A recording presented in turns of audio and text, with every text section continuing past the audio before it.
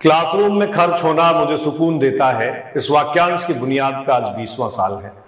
दोस्तों, 25 जून 2005 को बतौर शिक्षक मैंने किसी क्लासरूम में पहली बार चौंक पकड़ा था और आज भी लड़कपन की वो यादें मेरे जेहन में ताजा हैं और बहुत उम्मीद जगाती हैं जीवन में आगे बढ़ने का।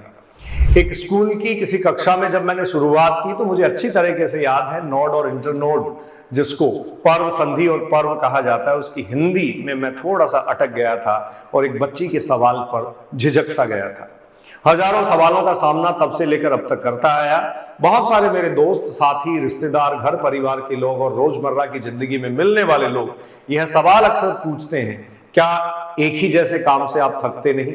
मेरा जवाब होता है, किसी क्लासरूम में घुसिए, जैसे ही क्लासरूम में आप पहुंचते हैं तो वहां का शांत और अनुशासित माहौल और कभी कभी वहां का सन्नाटा इतनी बड़ी उम्मीद का सूचक होता है। वहां बैठी हुई हजारों सैकड़ों आंखें उम्मीद और उत्साह की चमक आपको देती हैं।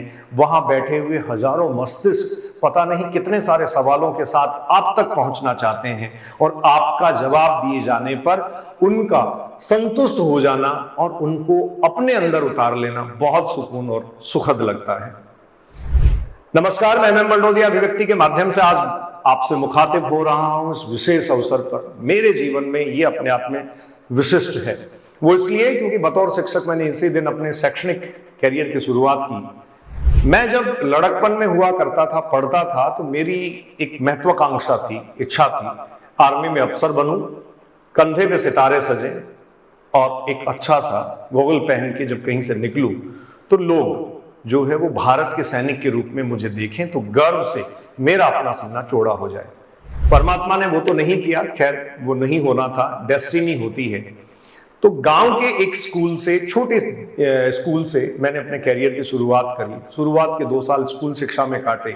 उसके ठीक बाद में कॉलेज एजुकेशन में आ गया। 4-5 साल लगातार बीएससी और एमएससी के बच्चों के साथ लिखते, पढ़ते पढ़ाते बहुत सारी चीजें सीखी। यह दौर था Shekhawati group of institution, Sikar, Rajasthan के उस शैक्षणिक परिवेश का, जब मैं बहुत सारी बातें सीख रहा था और अपने जीवन की इस आरंभिक शैक्षणिक यात्रा में मैंने जो सीखा, मैं आज तक उसका कायल हूं। उसके बाद मेरी एंट्री हुई एक कोचिंग इंस्टीट्यूट में, जिससे मैं सबसे पहले मैं बतौर एडमिनिस्ट्रेटर गया था। टीचर के रूप में, शिक्षक के रूप में मुझे मौका मिला और सीकर का प्रिंस एजुकेशन हब, जो अपने आप में आज की डेट में काफ़ी बड़ा है, अपने पांव पसार चुका है। बहुत सारी शाखाएं, ब्रांचेज जो हैं वो सीकर शहर में ही आसपास खुल चुकी हैं। उसका आरंभिक दौर मैंने देखा है। मैं सक्रिय सदस्य के रूप में जुड़ा, वहां से मुझे मौका मिला कोचिंग के क्लासरूम में आने का। मैं आज धन्यवाद कहना चाहूँगा उस शख्सियत का जिसने मुझे सबसे पहली बार कोचिंग के क्लासरूम से रूबरू करवाया और मुझे ये जिम्मेदारी दी गई कि आप यहाँ की प्रबंधन टीम के सदस्य हैं, मैनेजमेंट टीम के मेंबर हैं।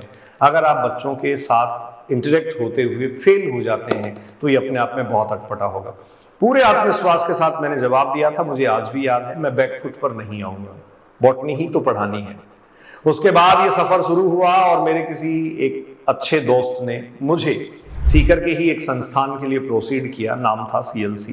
आप जानते हैं कैरियर लाइन कोचिंग बड़ा नाम है। इंजीनियर श्रवण चौधरी फाउंडर हैं सीकर में इस बुनियादी शिक्षा के, जो IIT और मेडिकल की तैयारी करवाती है। उनके साथ एक लंबा समय मैंने काटा।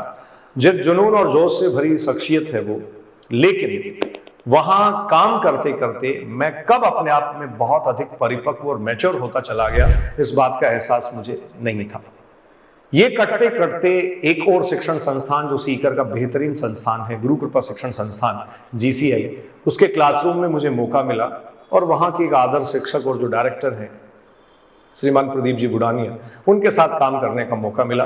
बहुत सारे ऐसे शिक्षक वहाँ हैं जिनके साथ अपनी इस पारी को आगे बढ़ाने का मौका मिला और अभी मैं PW फिजिक्स वाला, जो भारत का सबसे बड़ा एडटेक है और आज की डेट में भारत के बच्चों के लिए एजुकेशनल इक्वलिटी के लिए कमिटेड है, मैं कार्यरत हूँ। बॉटनी की क्लासरूम में बॉटनी पढ़ते पढ़ाते कई बार संस्कार की बात की, कई बार विचार की बात की, कई बार अनुशासन की बात की, कई बार जीवन में धैर्य और सफलता की बात की। और मैं इस बात को ज्यादा तवज्जो देता हूं कि सब्जेक्ट को क्लासरूम में पूरा करना मेरी अपनी नैतिक जिम्मेदारी थी, जो मैंने हरदम किया, हमेशा किया। जहां भी मैं रहा, अपना पाठ्यक्रम पूरा करने के बाद वहां से बाहर निकला और इसी वाक्यांश के साथ निकला, इसी कमिटमेंट के साथ निकला कि कभी कोई स्टूडेंट, कोई बच्चा मुझे सड़क किनारे कहीं मिल जाए तो पकड़ के ये नहीं कह दे सर आपने वहां हमारा ये टॉपिक बाकी छोड़ दिया था। यह मैंने कभी नहीं किया और उस बात के लिए मैं फिर कमिटेड हूं। संस्थान बदले जा सकते हैं क्योंकि ये प्रोफेशनल लाइफ है।